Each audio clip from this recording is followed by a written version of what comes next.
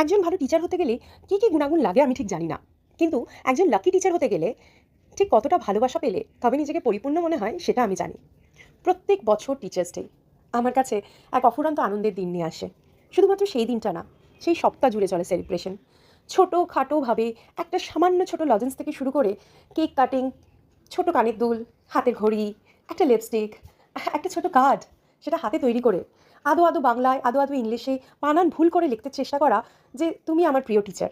এর চেয়ে বড় পাওনা, এর চেয়ে বড় গিফট টিচার্স ডেতে কিছু হতে পারে না। প্রত্যেকটা গিফট, প্রত্যেকটা ভালোবাসা, প্রত্যেকটা হাসি, প্রত্যেকটা জড়িয়ে ধরা আমাকে বুঝিয়ে দেয় যে আমি কতটা লাকি। তুলবায়নে প্রত্যেক বছর টিচার্স ডে এলে আমার কাছে একটা উৎসবের মতো হয়ে যায়। প্রত্যেক দিন আমার স্টুডেন্টরা বুঝিয়ে দেয় আমি তাদের কাছে কতটা গুরুত্বপূর্ণ। ভীষণ ইমোশনালও হয়ে পড়ি। ভাবি আমাকে হাসানোর জন্য এরা কত চেষ্টাই না করে, শুধুমাত্র আমাকে একটা দিন খুশি করবে বলে। জীবনে এই একটা দিন খুশি করার মতোই হাজার হাজার মানুষ কাউকে পায় না, আর আমি পেয়েছি হাজার হাজার জনকে।